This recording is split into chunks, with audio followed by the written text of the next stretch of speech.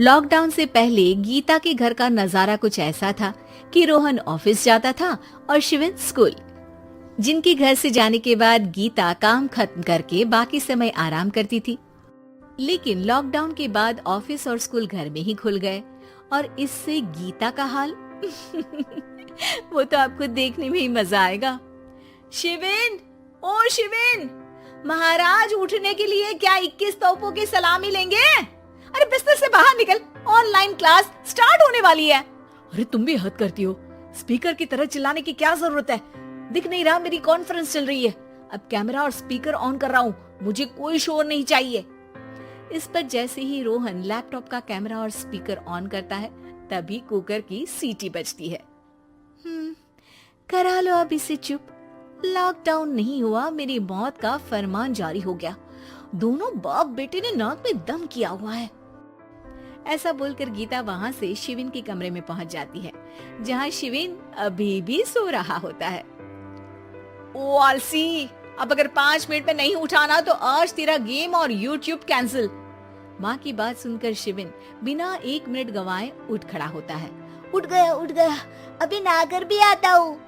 ये नाटक कहीं और, मुंह पर गीला कपड़ा मार और पढ़ने बैठ। शिविन की ऑनलाइन क्लास स्टार्ट हो जाती है, जिस पर गीता उसे वहाँ बिठाकर रसोई में चली जाती है। थोड़ी देर में उसे कमरे से कुछ आवाज सुनाई देती है, जिसे सुनकर वो कमरे में वापस आती है। हाय राम, तुझे क्लास अटेंड करने के लिए बोला था, कैमरा ऑफ करके बिस्तर पर नाचने के लिए नहीं बोला था। मम्मी मुझे कुछ समझ नहीं आ रहा, आप बाद में पढ़ा देना ना, वैसे भी अटेंडेंस तो लगी गई है। हाँ बेटा, जरूर बन जा, तू अभी से हम सबका बाप बन जा। अरे नहीं मतलब कहाँ से लाते हो इतना दिमाग, और पढ़ाई करते हुए ये चला कहाँ जाता है? नाइस क्वेश्चन, दिमाग से पूछकर बता दूंगा। शिविन की बातों से परेशान होकर गीता उसे मारने के लिए जैसे ही आगे बढ़ती है तभी वो कमरे से बाहर भाग जाता है।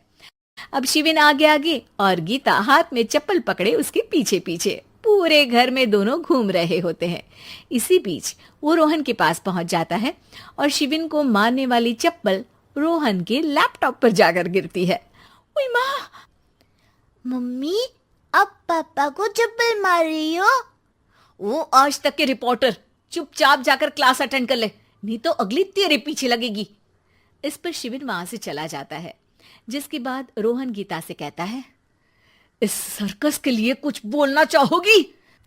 अरे क्या करूं, जब से तुम दोनों घर में रहने लगे हो, घर अपने आप ही सर्कस बन गया है और मैं तुम्हारी नौकर। कभी बेटी को संभालो तो कभी बाप के नखरे उठाओ। इन्हीं सब उथल पुथल में दिन बीतते रहते हैं, जिसमें हर रोज घर के अंदर कुछ नया सियप्पा खड़ा मिलता है, जो ज्यादातर शिविन और रोहन के ऑनलाइन स्कूल और ऑफिस से रिलेटेड ही होता है। एक सुबह, शिविन चल उठ, आज की क्लास जल्दी है। कैमरा ऑफ करके आप अटेंड कर लो। अरे ऐसे छित्तर पड़ेंगे, दादी नानी सब एक साथ याद आ जाएंगी। गीता की लाख मशक्कतों के बाद क्लास तो खत्म हो जाती है, लेकिन उसके बाद शिविन फोन इस्तेमाल करते हुए इंस्टाग्राम रील बनाने लगता है। रसोड़े में कौन था? तुम थी, मैं थी, कौन था? कौन था? हाँ, मैं गरीब हूँ। अरे ओ गरीब के बेटे, आजा, मैं बनाती हूँ तुझे गरीब। मैं बताती हूँ रसोड़े में कौन था। पढ़ाई करने बोलो तो इनकी माँ मर जाती है, और ये पागलपंतियां जितनी मर्जी करा लो। गीता शिविन को डांट रही होती है, तभी रोहन बीच में बोल पड़ता है। अरे बच्चा ही तो है, इतना गुस्सा क्यों कर रही हो? बेटे का साथ देने की इसी एक कोशिश में अब शिविन के साथ साथ रोहन भी गीता के गुस्से की सूली पर चढ़ जाता है। अगर बेटे पर इतना ही प्यार आ रहा है तो इसे क्लास अटेंड क्यों नहीं कराते, इसका होमवर्क क्यों नहीं कराते? उस समय तो बहुत जल्दी मीटिंग आ जाती है, वो काम मैं करूं और यहाँ इस बेफिजुली की चीज में तरफदारी करके बन जाओ महान। हे भगवान, कोई तो इनके ऑफिस और स्कूल खुलवाओ, मैं इन्हें और घर में नहीं सह सकती। अरे कुछ और मांग लेती, क्योंकि तुम्हारी ये विश इस साल तो पूरी होने से रही, कोरोना। हाय नास पिटे ने जिंदगी ही बर्बाद कर दी। खाए कोई पचाए कोई, कल मुझे चुन चुन कर सबको मेरी बद्दुआ लगेगी। उन्होंने दुनिया का और इन बाप बेटे दोनों ने मेरा जीना मुश्किल कर दिया। गीता वहां से चली जाती है, जिसके बाद रोहन शिविन से कहता है, अरे तुम्हारी मम्मी इतनी भड़की हुई क्यों है? आपकी वजह से पूरा समय घर में रहते हो और उस पर कोई काम कराने की जगह बस ऑर्डर देते रहते हो। अच्छा बेटे, सारा इल्जाम मुझ पर? पूरा दिन तो वो तुम पर ही चिल्लाती है। हाँ, मतलब दोनों का 50-50 है, कुछ करना पड़ेगा। वो कहते ना, make the best out of worst. I have an idea. वैसे तुम्हारी माँ सही कहती है, बहुत जुबान चलाने लगे हो, कम बोला करो।